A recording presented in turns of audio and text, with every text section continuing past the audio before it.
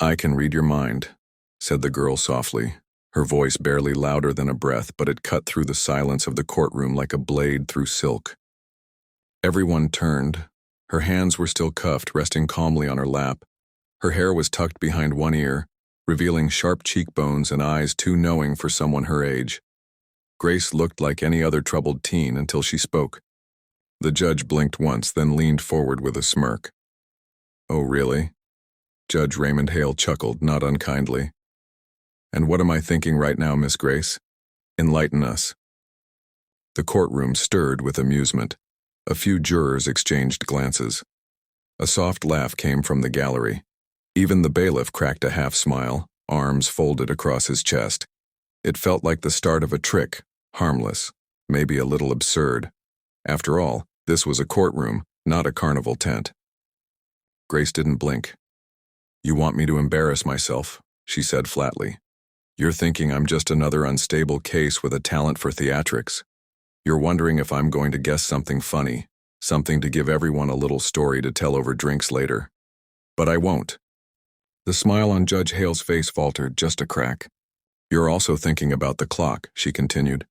"You're thinking this hearing is taking too long, that your dinner reservation with your wife will be ruined, that the steakhouse always overcooks your filet mignon if you're even 5 minutes late."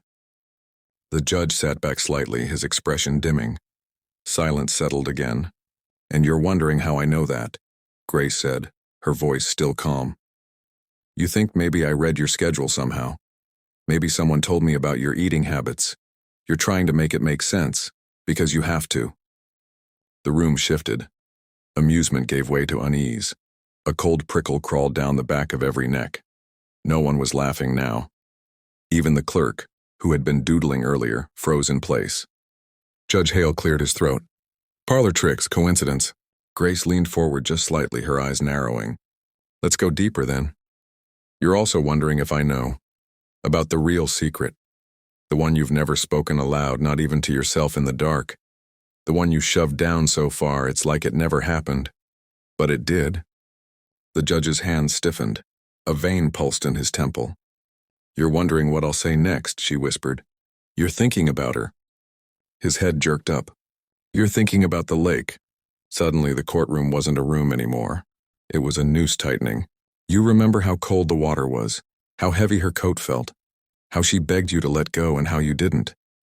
He rose to his feet in a flash, pounding the gavel hard enough to crack wood. "Order!" But the room didn't obey. The noise rang out, sharp and meaningless. Everyone stared at him, not her, him. Grace's voice was softer now, almost kind.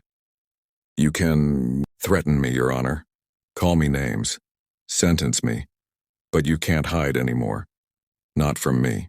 And for the first time in 2 decades, Judge Raymond Hale looked like a man who had just seen a ghost.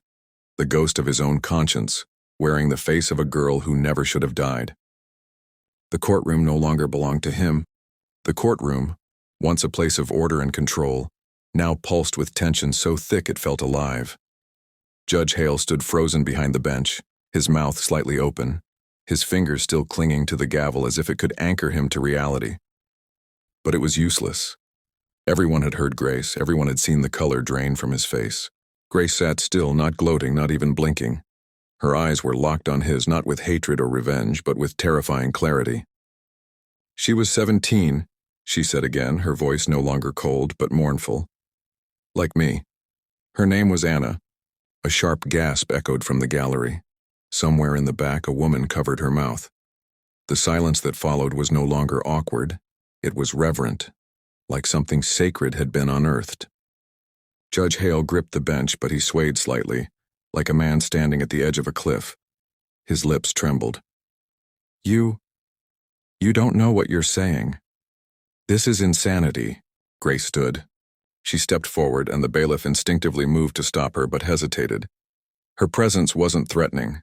It was something deeper, inevitable.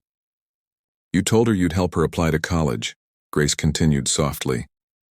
"You told her she had potential. You told her to meet you at the lake house, that you'd write her a recommendation." "Stop," his voice cracked. "This is over." "You promised she'd be safe," Grace whispered. "But when she said no, when she refused to let you touch her, you didn't like hearing no. So you dragged her outside, screaming. You pushed her into the water. She hit her head. She tried to fight. You held her down. Stop, Hale roared. The gavel fell again, useless. The courtroom didn't move. His face was crimson now, hands trembling, pupils wide with panic. You have no proof. You can't. This is slander. This is fiction. Grace took one final step toward the center of the courtroom. Her cuffs were still on, but her posture was tall, solid. You said her name in your mind just now, she whispered. Anna. You've never said it aloud. Not once. Not even when you buried her. Not even when you prayed for it all to go away. His knees buckled slightly. The clerk stood halfway, unsure whether to help or flee. The prosecutor sat still, eyes wide, face pale. No one breathed.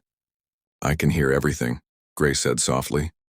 Every secret you've locked away, every scream you silenced, every lie you told to protect your perfect image. Judge Hale slowly sank back into his chair, like his body had finally given up trying to keep the mask on. He clutched the arms of the chair like it might vanish, beneath him.